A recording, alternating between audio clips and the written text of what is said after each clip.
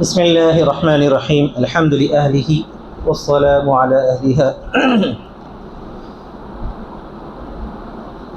محترم حضرات، آج الحمدللہ نماز تراویح میں سوا پارے کی تلاوت ہوئی اور 2 رکوع کو چھوڑ کر بقیہ پورا سورہ آل عمران پڑھا گیا۔ سورہ آل عمران کا شان نزول یعنی یہ کہ کس موقع سے یہ صورت نازل ہوئی، یہ مفسرین نے لکھا ہے کہ نبی اکرم صلی اللہ علیہ وسلم کی خدمت میں نجران کے علاقے سے عیسائیوں کا ایک وفد حاضر ہوا اور انہوں نے نبی اکرم صلی اللہ علیہ وسلم سے چند سوالات کیے۔ ان سوالات میں حضرت عیسیٰ علیہ السلام کی ولادت، پھر ان کی والدہ حضرت مریم کی ولادت، پھر عیسیٰ علیہ السلام کے مقام اور مرتبے، اور ان کا جو عقیدہ تثلیث یعنی ٹرینٹی کا جو عقیدہ ہے کہ خدا، بیٹا اور ہولی اسپرٹ، روح القدس، یہ جو ان کے عقیدے ہیں اس کے تعلق سے انہوں نے بہت ساری بحثیں کی۔ نبی اکرم صلی اللہ علیہ وسلم نے ارشاد فرمایا کہ اس سلسلے میں اللہ تعالیٰ جو حکم دے گا اس کو میں آپ کے سامنے سناؤں گا۔ چنانچہ سورہ آل عمران میں اللہ تعالیٰ نے حضرت مریم کی ولادت کو بیان فرمایا، پھر حضرت عیسیٰ علیہ السلام کی ولادت کو بیان فرمایا، اور عیسیٰ علیہ السلام کی پیدائش کس معجزانہ طریقے پر ہوئی ہے اس کا بھی تذکرہ فرمایا، اور یہ بھی فرمایا کہ جو عیسیٰ علیہ السلام کو خدا یا خدا کا بیٹا قرار دیتے ہیں وہ کافر ہیں اور وہ اللہ تبارک و تعالیٰ کی شان میں گستاخی کر رہے ہیں۔ یہ پوری تفصیل بیان کی گئی۔ جن آیتوں سے تلاوت آج نماز تراویح میں کی گئی ہے اس میں سب سے پہلی جو آیت ہے وہ یہ ہے کہ وہ لوگ جو انبیاء علیہ السلام کو قتل کرتے ہیں، اللہ تبارک و تعالیٰ کا انکار کرتے ہیں، انبیاء علیہ السلام کے ساتھ اتنی زیادتی کرتے ہیں کہ بعض نبیوں کو انہوں نے قتل کیا ہے، وہ ہمیشہ ہمیشہ جہنم میں جلنے والے ہیں۔ یہ در حقیقت ان لوگوں کی طرف اشارہ کیا گیا ہے جو اپنے آپ کو یہود کہا کرتے تھے، لیکن انہوں نے حضرت زکریا علیہ السلام کو، حضرت یحییٰ علیہ السلام کو قتل بھی کیا، اور ساتھ میں حضرت عیسیٰ علیہ السلام کے قتل کے درپے ہوئے، یہاں تک کہ اللہ تعالیٰ نے ان کو آسمان پر زندہ اور صحیح سلامتی کے ساتھ اٹھا لیا۔ اللہ تعالیٰ نے فرمایا ہے کہ وہ ایسے لوگ ہیں کہ آخرت میں ان کا کوئی حصہ نہیں ہوگا، یعنی ثواب نہیں ملے گا، کوئی ان کا مددگار نہیں ہوگا۔ آگے بیان فرمایا کہ اللہ تبارک و تعالیٰ وہ ذات ہے جو بادشاہوں کا بادشاہ ہے، وہ جس کو چاہتا ہے بادشاہت عطا فرماتا ہے، جس سے چاہتا ہے بادشاہت کو چھین لیتا ہے، اور وہ جس کو چاہتا ہے عزت دیتا ہے، جس کو چاہتا ہے ذلت دیتا ہے، اسی کے ہاتھ میں ہر طرح کا خیر ہے، وہی ہر چیز پر قادر ہے۔ اس آیت مبارکہ میں تمام ایمان والوں کو ترغیب دی گئی کہ وہ اللہ تبارک و تعالیٰ ہی کی طرف اس طرح کی دعا کرتے رہیں کہ اے اللہ آپ ہی بادشاہوں کے بادشاہ ہیں۔ اور اس میں یہ پیغام دیا گیا کہ آدمی عزت کسی اور جگہ ڈھونڈتا ہے، تلاش کرتا ہے تو اسے عزت ملنے والی نہیں۔ کبھی کبھار کسی وجہ سے وہ پریشان ہوتا ہے تو اس کو گھبرانا نہیں چاہیے، کیونکہ عزت دینا تو اللہ کے ہاتھ میں ہے، عزت لینا بھی اللہ کے ہاتھ میں ہے، کسی کو ذلیل کرنا بھی اللہ کے ہاتھ میں ہے، کسی کو ذلت سے بچانا بھی اللہ کے ہاتھ میں ہے، ہر چیز پر اللہ کی قدرت ہے۔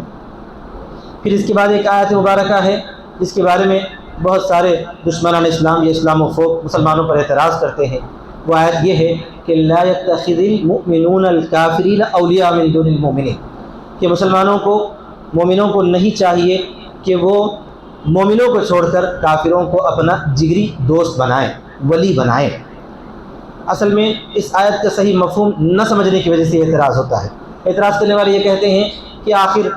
اللہ تعالیٰ یہ کیسے حکم دے سکتا ہے کہ ایمان والے صرف مسلمانوں کو دوست بنائیں، غیر مسلم کو یا غیر مومن کو دوست بنانے میں کیا حرج ہے؟ اس طرح جو ہے وہ لوگ اعتراض کرتے ہیں۔ حقیقت یہ ہے کہ در حقیقت جو ہماری زبان ہے،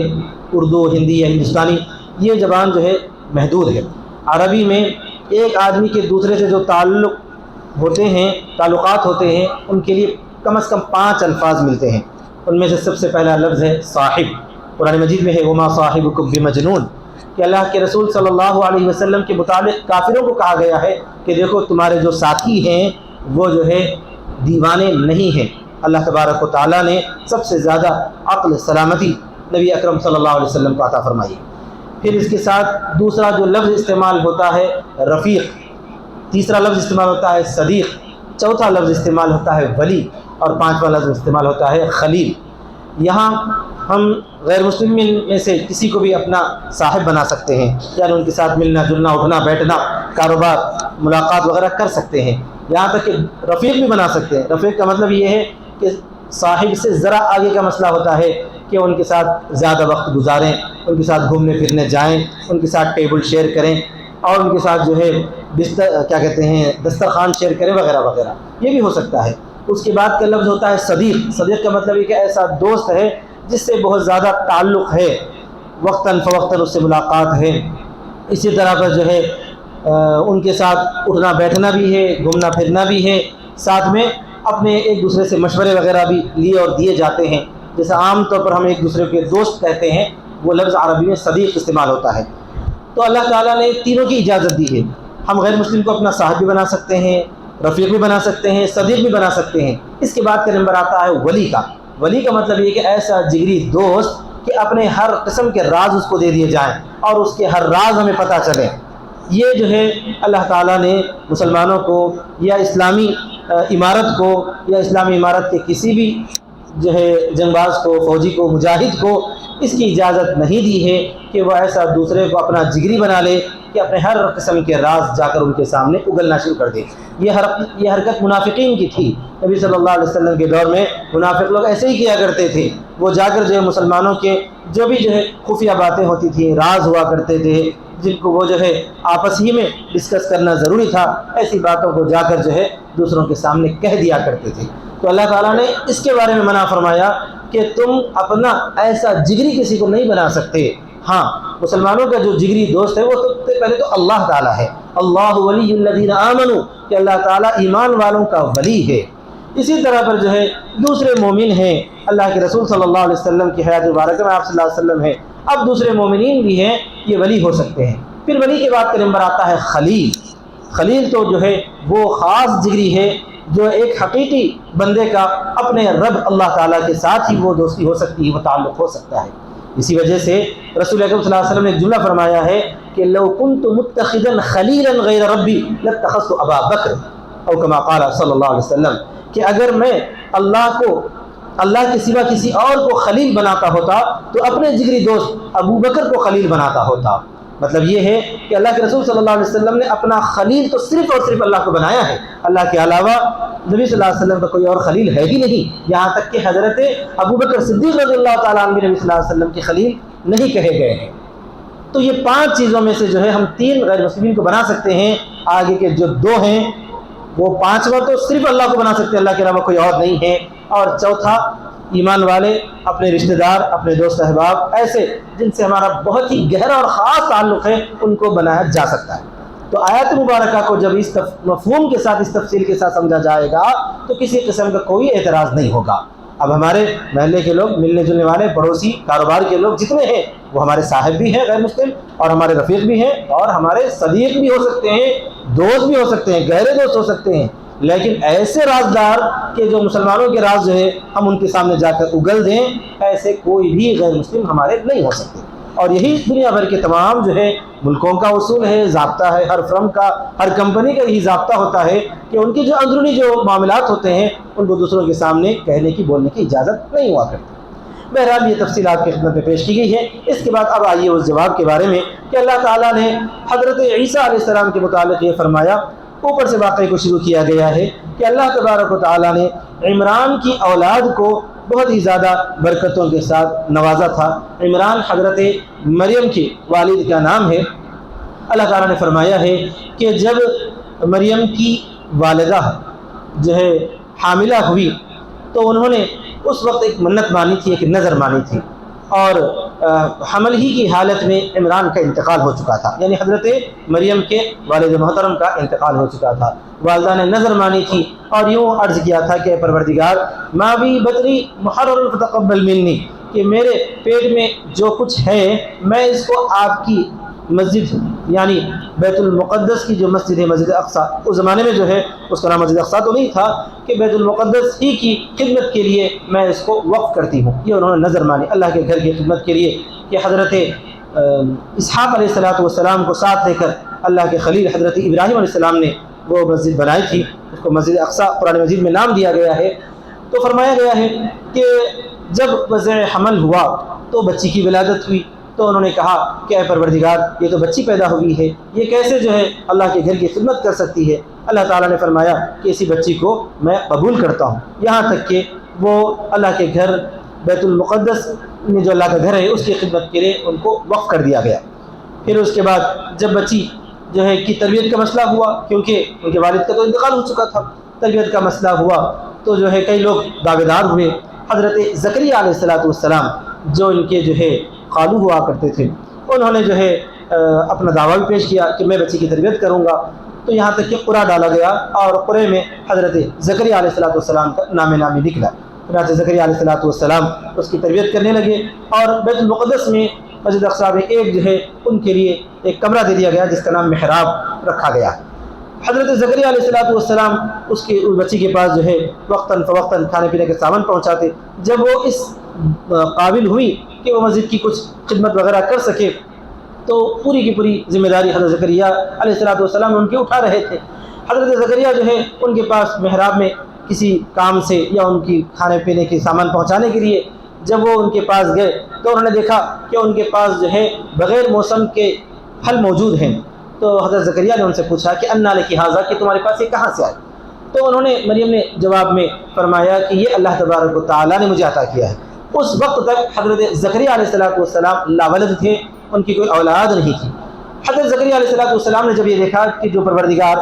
بن موسم کے پھل عطا فرما سکتا ہے تو وہ مجھے بغیر عمر کے بھی، جبکہ وہ ضعیف ہو چکے تھے، بوڑھے ہو چکے تھے، اس موقع پر بھی وہ اولاد دے سکتا ہے، یہ کہہ کر انہوں نے اللہ سے دعا مانگی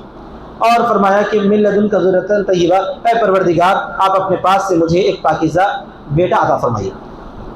اور دوسری جگہ تفصیل ہے کہ وہ ایسا بیٹا ہو کہ جو ہے میرے علم کا وارث بنے، کیونکہ ظاہر سی بات ہے کہ حضرت زکریا علیہ السلام اللہ کے نبی ہیں، اور نبوت کا جو علم ہے وہ علم کا وارث وہی بن سکتا ہے جو نبوی خدمت کر سکے۔ چنانچہ حضرت زکریا علیہ السلام کی دعا اللہ نے قبول فرمائی اور ارشاد فرمایا، فرشتوں کے ذریعے ان سے یہ بتلایا گیا کہ تمہیں جو ایک لڑکا ہوگا، اس کا نام یحییٰ ہوگا، اور وہ بہت نیک ہوگا اور جو ہے اللہ کا نہایت ہی فرمانبردار ہوگا۔ اور تو حضرت زکریا علیہ السلام کو نہایت خوشی ہوئی، اور انہوں نے اسی خوشی میں پوچھا اور ایک سوال بھی انہوں نے کیا کہ مجھ کو لڑکا کیسے ہوگا، میں تو جو ہے بوڑھا ہوں، میری بیوی بھی بانجھ ہے کہ ان کو کوئی اولاد وغیرہ نہیں ہو رہی ہے۔ تو اللہ تعالیٰ نے فرمایا کہ کذالک اللہ یفعل ما یشاء، اللہ تعالیٰ ایسے ہی کرتا ہے، یعنی تم کو کوئی اور شادی کرنے کی ضرورت نہیں ہوگی، بلکہ اسی بیوی کے ساتھ تمہیں جو ہے اللہ تعالیٰ اولاد عطا فرمائے۔ چنانچہ بیٹا ہوا، یہ تفصیل بیان کر دی گئی۔ پھر اس کے بعد حضرت مریم کے واقعے کو مزید بیان کیا گیا کہ حضرت مریم جب اور ذرا بڑی ہوئی تو اللہ تبارک و تعالیٰ نے اپنے مخصوص فرشتے حضرت جبرائیل علیہ السلام کو ان کے پاس بھیجا۔ جبرائیل علیہ السلام اچانک ان کے پاس خلوت گاہ میں پہنچے، یعنی ایسی جگہ پر جہاں پر کوئی اور آتے ہی نہیں۔ تو حضرت جبرائیل علیہ السلام ایک خوبصورت نوجوان مرد کی شکل میں پہنچے تو وہ انتہائی گھبرا گئی اور فرمایا کہ میں اللہ کی پناہ مانگتی ہوں، تم یہاں کیوں آئے ہو؟ انہوں نے کہا کہ میں فرشتہ ہوں، اللہ تعالیٰ نے مجھے بھیجا ہے تمہارے پاس تاکہ میں تم کو ایک جو ہے خوبصورت بیٹے کی خوشخبری سناؤں۔ تو وہ اور پریشان ہو گئی، انہوں نے کہا کہ کیسے ہو سکتا ہے، انا یکون لی ولد ولم یمسسنی بشر، مجھے بچہ کیسے ہو سکتا ہے، میں نے نہ شادی کی ہے نہ کسی آدمی نے مجھے ہاتھ لگایا ہے۔ تو حضرت جبرائیل نے فرمایا کذالک اللہ یخلق ما یشاء، اسی طرح کا مطلب ہے کہ جس طرح تمہیں جو ہے بن موسم کا پھل دیا گیا، جس طرح حضرت زکریا کو بن وقت کی اولاد دی گئی، اسی طرح بغیر کسی سبب کے، بغیر کسی مرد کے سبب کے اللہ تعالیٰ تمہیں بیٹا عطا فرمائے گا۔ یہ کہتے ہوئے حضرت جبرائیل علیہ السلام نے ان کی ایک پھونک ماری اور اللہ کے حکم سے وہ چلے گئے۔ پھر اس کے بعد انہیں حمل ٹھہر گیا، یہاں تک کہ دردیزے ہوا، پھر جو ہے بچے کی ولادت ہوئی۔ مزید تفصیل جو ہے سورہ مریم میں بیان کی گئی۔ یہاں پر صرف اتنا بیان کیا گیا کہ حضرت جبرائیل علیہ السلام کے جانے کے بعد، جب انہیں وقت پورا ہو جانے کے بعد جب جو ہے لڑکا پیدا ہوا تو اس لڑکے کو اللہ تبارک و تعالیٰ نے ایسا عجیب و غریب بنایا کہ ان کی ولادت بھی عجیب انداز میں ہوئی، اور اللہ تعالیٰ نے ان کو بعض معجزات بھی بڑے عجیب دیے۔ معجزات میں سے یہ تھا کہ وہ لوگوں کے سامنے کہا کرتے تھے کہ میں جو ہے تمہیں بتلاتا ہوں کہ تم کیا کھا کر آئے ہو اور کیا گھر میں چھوڑ کر آئے ہو۔ مطلب یہ ہے کہ یہ معجزہ تھا کہ آدمی گھر میں کیا رکھا ہوا ہے کسی کو پتہ نہیں چلتا، لیکن حضرت عیسیٰ علیہ السلام کو جو مریم کے فرزند ارجمند ہیں ان کو اللہ تبارک و تعالیٰ نے نبوت سے سرفراز فرمایا اور ایسا معجزہ دیا۔ اس کے ساتھ ساتھ یہ بھی عجیب و غریب معجزہ کہ کوئی مادرزاد اندھے کے جو ہے آنکھوں پر وہ ہاتھ پھیر دیتے اور کہتے کہ اللہ کے حکم سے تو اچھا ہو جا، تو اچھا ہو جاتا۔ کوڑ کے مریض کی جسم پر ہاتھ پھیر دیتے اور کہتے کہ تجھے جو بھی پریشانی جو بھی مرض ہے بیماری وہ ختم ہو جائے، تو اللہ تعالیٰ اپنی طرف سے اس کو ختم فرما دیتا۔ اور اس سے بھی آگے یہ کہ وَأُحْيِي الْمَوْتَىٰ بِإِذْنِ اللَّهِ، اللہ کے حکم سے وہ کسی مردے کے بارے میں یوں کہتے کہ تو کھڑے ہو جا اللہ کے حکم سے، تو اللہ کے حکم سے زندہ ہو جاتا۔ یہ عجیب و عجیب معجزے اللہ تعالیٰ نے حضرت عیسیٰ علیہ السلام کو عطا کیے۔ اب یہاں پر جو ہے مسئلہ ہو گیا کہ حضرت مریم نے جب بچے کی ولادت کی تو اس زمانے میں دو گروہ بن گئے، دو فریق ہو گئے۔ ایک فریق تو وہ تھا کہ جو یہود کا تھا، جنہوں نے حضرت مریم پر نعوذ باللہ بہتان لگایا، الزام تراشی کی، اور انہوں نے یوں کہا کہ یہ کیسے ہو سکتا ہے بچہ، یہ تو جو ہے تو نے جو ہے بہت ہی انتہائی گھناؤنی اور غلط کام کیا ہے، نہ تیرے والد ایسے تھے، نہ تیری ماں کوئی بری آدمی خاتون تھی۔ اس طرح جو ہے انتہائی الزامات ان پر لگانے لگے۔ انہوں نے بچے کی طرف اشارہ کیا تو بچہ کہنے لگا انی عبداللہ، اس کی تفصیل سورہ مریم میں ہے۔ پھر اس کے بعد جو ہے ایک فریق وہ بن گیا جو ہے حضرت عیسیٰ علیہ السلام کے بارے میں نعوذ باللہ یہ عقیدہ گھڑ لیا کہ یہ عیسیٰ علیہ السلام نعوذ باللہ اللہ کا بیٹا ہے، کیونکہ مریم ایک نیک خاتون ہیں اور مریم کو جو ہے بغیر کسی مرد کے یہ بیٹا عطا کیا گیا ہے، گویا کہ اللہ تعالیٰ نے نعوذ باللہ مریم کو جو ہے اپنی زوجیت میں لیا اور اس طرح پر بیٹا عطا کیا گیا ہے۔ یہ جو ہے بہت برا عقیدہ عیسائی جو اپنے آپ کو کہتے ہیں انہوں نے گھڑ لیا۔ اللہ تبارک و تعالیٰ نے ان دونوں غلط عقیدوں کی تردید فرمائی اور یہ فرمایا کہ عیسیٰ علیہ السلام کی ولادت ایسے ہی ہوئی ہے جیسا کہ آدم علیہ السلام کی ولادت ہوئی۔ ایک ہی جواب میں پوری بات کو واضح کر دیا گیا۔ اللہ تبارک و تعالیٰ کی قدرت کے لیے کوئی سبب کی ضرورت نہیں ہے۔ اللہ تبارک و تعالیٰ بغیر ماں باپ کے بھی جو ہے پیدا کر سکتا ہے جیسا کہ آدم علیہ السلام کو پیدا کیا ہے، اور بغیر باپ کے پیدا کر سکتا ہے جیسا کہ عیسیٰ علیہ السلام کو پیدا کیا ہے۔ اسی طرح جو ہے اللہ تعالیٰ بغیر کسی ظاہری سبب کے بھی کسی جاندار کو پیدا کر سکتا ہے، جیسا کہ صالح علیہ السلام کی اونٹنی کو پتھر سے پیدا کیا ہے۔ تو اللہ تعالیٰ کی قدرت کے لیے کسی سبب کی کوئی ضرورت نہیں ہے۔ دنیا کے اندر اسباب سے چیزیں متعلق ہوتی ہیں، یہ اللہ تعالیٰ کا نظام ہے جو چل رہا ہے۔ اللہ تعالیٰ نظام کو پھاڑ کر بغیر کسی نظام کے بھی اپنی قدرت کا ثبوت دے سکتا ہے۔ تو یہ قدرت کا ثبوت اللہ تعالیٰ نے دیا، اور اللہ تبارک و تعالیٰ نے حضرت عیسیٰ علیہ السلام کو ایک خاص معجزے کے طور پر، ایک خصوصی روح کے طور پر اللہ تعالیٰ نے ان کو پیدا فرمایا ہے۔ اور جس طرح ان کی ولادت بڑی عجیب و غریب انداز میں ہوئی، اسی طرح ان کو آسمان پر بھی بڑے عجیب و غریب انداز میں اٹھایا گیا، اور قیامت سے پہلے اللہ تعالیٰ آسمان سے دوبارہ انہیں اتارے گا۔ اس وقت وہ تمام مسلمانوں کا متفق عقیدہ ہے کہ وہ آسمان پر حیات کے ساتھ زندہ ہیں، باحیات ہیں۔ پھر اللہ تعالیٰ کی جب مرضی ہوگی اور وہ قیامت میں وہ آسمان سے نزول فرمائیں گے، اتریں گے۔ یہی ہمارا عقیدہ ہے۔ تو عیسائیوں نے جو غلط قسم کا عقیدہ اپنے ذہنوں میں تخلیص والا یا ٹرینٹی والا گھڑ لیا ہے، وہ سراسر غلط ہے، جھوٹ ہے، اللہ تبارک و تعالیٰ پر الزام ہے۔ پروردگار تو وہ ہے جس کو بیٹے کی کوئی حاجت نہیں ہے، کوئی ضرورت نہیں ہے، اس کے طرف بیٹے کی نسبت کرنا اللہ تعالیٰ کی شان میں گستاخی ہے، توہین ہے۔ اللہ تعالیٰ ایسا ہے کہ لم یلد ولم یولد، نہ وہ کسی کا باپ ہے نہ وہ کسی کا بیٹا ہے۔ ولم یکن لہ کفوا احد، اس کے برابر کوئی نہیں، اس کا ہمسر کوئی نہیں۔ پھر اس کے بعد اللہ تبارک و تعالیٰ نے آگے پھر مزید جو ہے واقعات وغیرہ بیان فرمائے، اور یہودیوں کے تعلق سے بیان فرمایا کہ وہ انتہائی بری حرکتیں کرتے تھے، جیسا کہ یہ غلط حرکت بھی انہوں نے کی کہ حضرت مریم پر تہمت لگائی، الزام لگایا، حضرت زکریا اور یحییٰ کو انہوں نے قتل کیا۔ یہ بہت بڑی بری حرکتیں انہوں نے کی، اور اب بھی اس حرکت کو جو ہے وہ مانتے ہیں، تسلیم کرتے ہیں، قائم ہیں، آج بھی ان کا وہ الزام برقرار ہے۔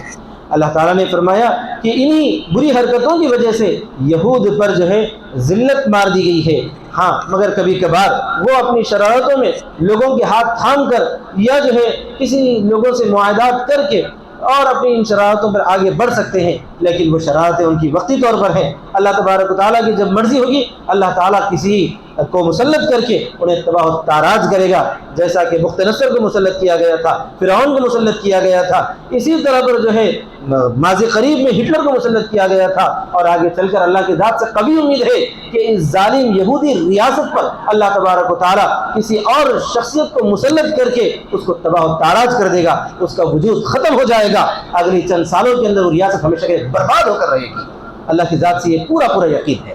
تو بہرحال پھر اللہ تبارک و تعالیٰ نے آگے مسلمانوں کو حکم فرمایا، اے مسلمانوں تمہاری ذمہ داری یہ ہے کہ تم آپس میں ایک دوسرے سے اتفاق اور اتحاد کے ساتھ قائم رہو، وَاعْتَصِمُوا بِحَبْلِ اللَّهِ جَمِيعًا، اللہ کی رسی کو مضبوطی کے ساتھ تھام لو، پکڑ لو، قرآن مجید پر عمل کرنے کے لیے اپنے آپ کو تیار کر دو، اور تفرقے میں مت پڑو، آپس کے اختلافات کے اندر مت پڑو۔ انہی اختلافات نے مسلمانوں کو اندر سے کھوکھلا کر کے رکھ دیا ہے۔ قرآن مجید کو جب ہم مضبوط پکڑ لیں گے تو جو اندرونی چھوٹے موٹے جو اختلاف ہیں، چاہے وہ زبان کا اختلاف ہو، جماعت کا اختلاف ہو، اور اسی طرح مسلک کا، مذہب کا، مختلف قسم کے جو اختلافات ہیں، وہ اختلافات کو بالائے طاق رکھ دیں گے۔ مسلمانوں میری پرخلوص درخواست ہے، آج کا دور خصوصاً اس ملک میں ہم جو ہے آپس میں فروعی اور جو چھوٹے موٹے اختلافات ہیں، ان اختلافات کو طول دے کر، ان اختلافات کو بڑھا کر اپنے آپ کو کھوکھلا کرنے کا ہمیں بالکل کوئی موقع نہیں بچا ہوا ہے۔ ہماری ذمہ داری یہ ہے کہ ہم قرآن مجید کو اللہ کا کلام سمجھتے ہوئے اس پر مضبوطی کے ساتھ قائم ہیں۔ پوری دنیا کی ملت اسلامیہ، چاہے وہ کسی بھی فرقے سے تعلق رکھتی ہو، اسلامی جو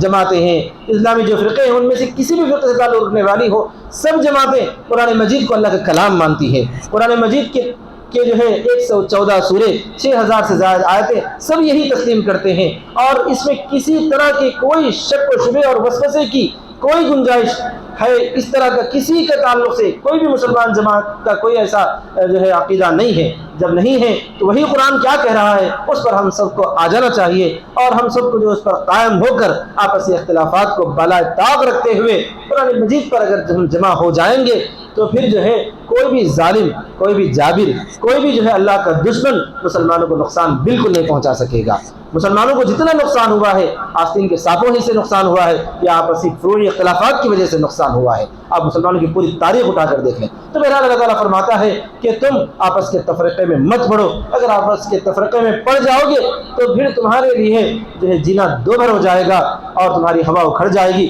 ظالم تمہیں آسانی کے ساتھ دبوچ لیں گے۔ پھر اللہ تعالیٰ نے مسلمانوں کو جو ذمہ داری دی ہے وہ یہ بھی ہے کہ تم ایک بہترین جماعت ہے، تمہارا کام جو ہے خیر خواہی ہے، تم لوگوں کو برائیوں سے نکال کر ایمان کی روشنی میں نیک کام میں اور نیک راستے کی طرف لانے والے ہو، اور تم اس کام پر مضبوطی کے ساتھ جمے رہو، پکڑے رہو۔ پھر اس کے بعد اللہ تعالیٰ نے غزوہ احد کا ذکر فرمایا ہے، اور اس میں یہ فرمایا گیا ہے کہ مسلمانوں پر ایسے حالات بھی آئے ہیں کہ جو ہے غزوات میں یا کافروں کی طرف سے ظلم و زیادتی ہوئی ہے، اس وقت مسلمان گھبرائے نہیں، پریشان نہیں ہوئے، اس وقت انہوں نے کہا حسبنا اللہ و نعم الوکیل، اللہ ہم کو کافی ہے، وہی بہترین کارساز ہے۔ تو غزوہ احد ہمیں یہ پیغام دیتا ہے کہ اگر کبھی مسلمانوں پر ظلم ہوا، زیادتی ہوئی، مسلمانوں کی جان و مال کا نقصان ہوا، تو اس وقت مسلمان یہی کہتے رہیں کہ اللہ ہم کو کافی ہے، اللہ ہی بہترین کارساز ہے۔ آج دیکھیے غزہ میں مسلمانوں پر کتنا زیادہ ظلم ہو رہا ہے، لیکن ان مظلوم مسلمانوں کی زبان سے ایک ہی جملہ ہمیشہ نکل رہا ہے، حسبنا اللہ و نعم الوکیل، حسبنا اللہ و نعم الوکیل۔ چاہے وہ خاتون ہے، چاہے چھوٹا بچہ ہے، چاہے ضعیف بوڑھا آدمی ہے، سب یہی کہہ رہے ہیں کہ اللہ ہم کو کافی، وہی بہترین کام کرنے والا ہے۔ ضرورت اس بات کی ہے کہ پوری دنیا کے جو مسلمان ہیں وہ ان کا تعاون کریں، ان کی مدد کریں، خصوصاً جو مسلمان ملک ہیں جن کو اللہ تبارک و تعالیٰ نے اقتدار سے نوازا ہے، اور آج کے دور میں مسلمانوں کے پاس اتنی بڑی طاقت کبھی اتنی بڑی طاقت نہیں تھی۔ مسلمانوں کے پاس اگر پوری مسلم امت کی جو ہے مسلم ملکوں کی فوج کو اگر شمار کر لیا جائے، گن لیا جائے، تو اتنی بڑی فوج ہو جاتی ہے کہ دنیا کے کسی ملک کے پاس اتنی فوج نہیں ہے۔ مسلمانوں کے پاس اگر ہتھیار کو جمع کر لیے جائیں تو اتنا ہتھیار ہو جاتا ہے کہ دنیا کے کسی ملک کے پاس جو ہے اتنا زیادہ ہتھیار نہیں ہوگا۔ یہ سب ہونے کے باوجود تمام مسلمان جو ہے صرف اس وجہ سے ایک چھوٹی سی ریاست پر جو ہے اگر مسلمان سب کے سب اگر یہ چلتے ہی چلے جائیں تو اس ریاست کو اپنے پیروں تلے کچل دیں۔ اتنی چھوٹی سی ریاست ہے، اتنے زیادہ مسلمان رہ کر بھی کچھ نہیں کر سک رہے ہیں، تو بس وجہ یہی ہے کہ مسلمان آپس میں متحد نہیں ہے، متفق نہیں ہے، اللہ کے حکم کو مضبوطی کے ساتھ پکڑے ہوئے نہیں ہے۔ تو اللہ تعالیٰ نے فرمایا ہے کہ اگر ہم پر کبھی ظلم ہوتا ہے تو اس وقت حسب اللہ ونعم الوکیل کا جو ہے ورد کرتے رہیں، اور ساتھ میں اتفاق اور اتحاد کے ساتھ مظلوم مسلمانوں کی مدد کے لیے تمام مسلمان آگے بڑھیں، ہاتھ بڑھائیں، تو انشاءاللہ اللہ تبارک و تعالیٰ کی مدد شامل حال ہوگی۔ اگر تم جو ہے اللہ کی رسی کو مضبوطی سے پکڑ لو گے، پکے ایمان والے ہو جاؤ گے، تو تم ہی سربلند رہو گے، کامیاب رہو گے۔ اسی کو کہنے والا نے کہا ہے کہ وعدہ غلبہ ہے مومن کے لیے قرآن میں، اللہ تعالیٰ نے مسلمان کے لیے قرآن میں غلبے کا وعدہ فرمایا ہے، پھر جو تو غالب نہیں کچھ کس رہے ایمان میں۔ تو بہرحال ہماری ذمہ داری ہے کہ ہم اپنے ایمان کو مضبوط کریں، اللہ تبارک و تعالیٰ کے احکام پر عمل کریں، اور آپس کی اتفاق اور اتحاد کے ساتھ قائم رہیں۔ یہی آج کے اس موقع کا پیغام ہے، اور سورہ آل عمران کا پیغام یہی ہے۔ دعا ہے کہ اللہ تبارک و تعالیٰ ہم سب کو صحیح طریقے پر عمل کرنے کی توفیق عطا فرمائے، آپس میں اتحاد اور اتفاق نصیب فرمائے، اور ہر قسم کی غلطیوں سے، برائیوں سے، شر و فتنے سے ہم سب کی حفاظت فرمائے۔ آمین۔ وآخر دعوانا الحمدللہ رب العالمین۔